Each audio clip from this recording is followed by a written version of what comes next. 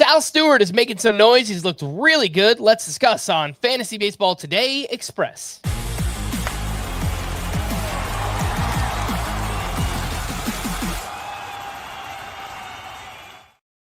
Welcome into FBT Express on Tuesday, September 16th. I am Frank Stampfl, joined by Chris Towers, and we'll go over some waiver wire ads. There's only 2 weeks left in the season, so not much utility, but people might still be playing for stuff here, Chris. And Sal Stewart was a top prospect in the Reds organization. He got called up a couple weeks ago, and he is making some noise. Back-to-back games with a homer. He actually has 4 home runs in his past 8 games, hitting the ball extremely hard.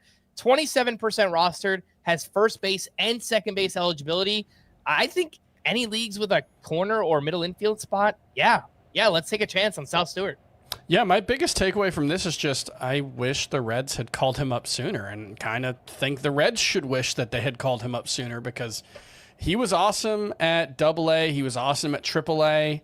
They didn't call him up until after rosters expanded, and they're right in the thick of the playoff race, and they probably could have used someone to fill the gaping holes that they've had at third base or second base all season. And Sal Stewart has looked legit. I mean, he was a 152 WRC plus guy at the minor league level before getting called up. Big power for a guy who does not strike out very much. He's hitting the ball very, very hard. It was 94 mile per hour average exit velocity before he hit a home run today. It was 93.1 mile per hour at AAA. I think this guy, Sal Stewart, might end up being, I know we've said this a lot about Reds prospects in recent years, but he might end up being a legitimately very good hitter. And, you know, you put him below Ellie De La Cruz, you put him below Noelvi Marte on the hierarchy, but I think he's going to be well worth drafting next season. Chris, how about this? You mentioned the exit velocity, what it was before this game. The home run he hit, 112.6 Yeah, it was the hardest hit ball of the day in Major League Baseball. And he had another flyout that was 108.6 miles per hour. Pretty good. Man, Sal Stewart, you hit the ball hard, you make contact, and you do all that in Great American Ballpark. Good things are going to happen there. So Sal Stewart, definitely a name to look at right now. Let's talk about Trey Yesavage's debut. It was a great one, and thus I am dubbing him the Macho Man because he was awesome.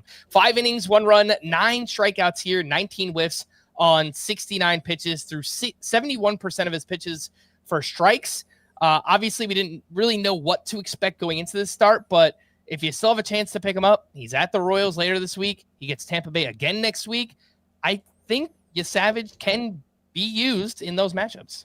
Yeah, he is an interesting pitcher. Obviously, super talented. He was a first-round pick last year.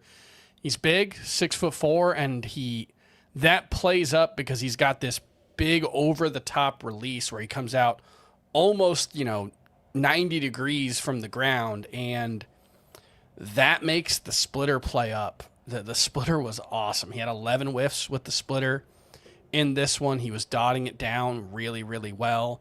But it wasn't just the splitter. He got 4 whiffs with the slider. He's got this kind of gyro slider that hitters were really struggling to pick up. And the fastball, he got 4 whiffs as well. So, this was kind of everything we were hoping to see from Jonah Tong. Similar kind of over-the-top delivery, but Yesavage made it work a little better. Maybe he's a little bigger, and he doesn't have to push as hard. I don't know what the difference is, but Yesavage looked really good. I would imagine he's going to stay in the rotation and definitely put himself on fantasy radars for 2026 for those of you who are looking ahead to that.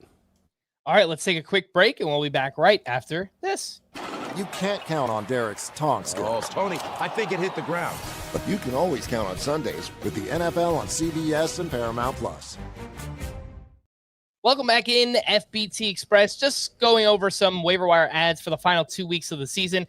Emmett Sheehan is still out there in some leagues. He's only 62% rostered, and he continues to pitch well. He was the bulk reliever here against the Phillies, 5 2/3 innings, just 1 hit, 1 run, 7 strikeouts to 3 walks in this one. And over his last 4 games, a 1.48 ERA, a .74 whip, 32 strikeouts over 24 1/3 innings.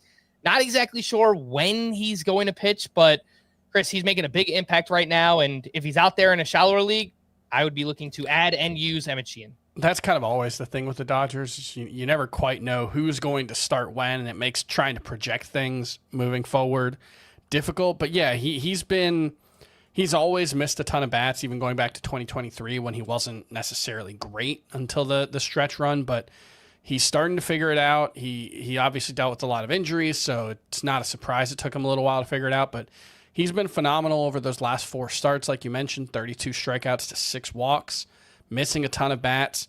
Looking ahead to 2026, I think he's got to be playing his way into a rotation spot for the Dodgers. The only thing is just, if Clayton Kershaw comes back, they're going to have to make a decision between Sheehan and Roki Sasaki for that 6th spot. And Sheehan's looked a lot better this season. So if it's just based on that, then I think he's going to be in the rotation. But Sasaki, the Dodgers obviously have a lot riding on him in the long run. So it's unfortunately not necessarily a guarantee that Emmett Sheehan's going to be in the rotation next season. An outfielder in 5 outfielder leagues that could still be available, Dalen Lyle continues to impress with the Nationals. He went 2 for 3 with his 6th home run. He's hitting a ton of line drives, only a 16% strikeout rate. The expected stats look very good. Chris, Dalen Lyle has gotten an opportunity here with the Nationals and has made the most of it. Yeah, and he is, hitting the ball not super hard, but hard enough, like 89 mile per hour average ice velocity. That's right around average, maybe a little bit above, 109.1 max EV. Again, above average, not elite, but good enough. He makes a lot of contact. He's a good athlete. Yeah, I think there's something here. The 292 batting average is backed up by the expected stats. The xWOBA is actually 343, right in line with what he's managed over the season. I think Dalen Lyle is a legit 5th outfielder right now, and someone who is going to have a decent amount of sleeper appeal for 2026. And he's got some sneaky speed too. 91st percentile sprint speed. He has 8 steals in 80 games played. So a little bit of power, a little bit of speed, just an interesting skill set. Again, makes a lot of contact. 9 triples. Hitting for good batting average as well. That is Dalen Lyle. And one last name if you need saves in a roto or categories league. Last week we spoke about Brad Keller. We thought he would be the replacement for Daniel Palencia. Turns out we were wrong. Andrew Kittredge looks like the guy right now.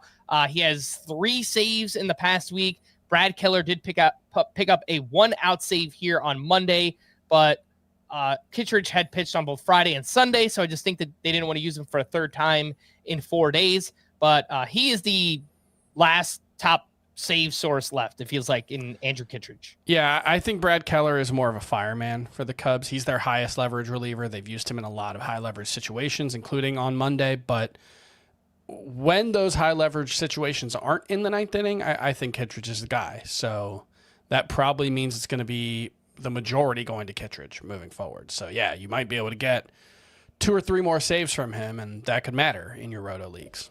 For more extensive fantasy baseball coverage, listen to our full-length podcast, Fantasy Baseball Today, on Spotify, Apple Podcasts, or anywhere else podcasts are found. Thanks for listening to Fantasy Baseball Today Express, and we will be back again on Thursday.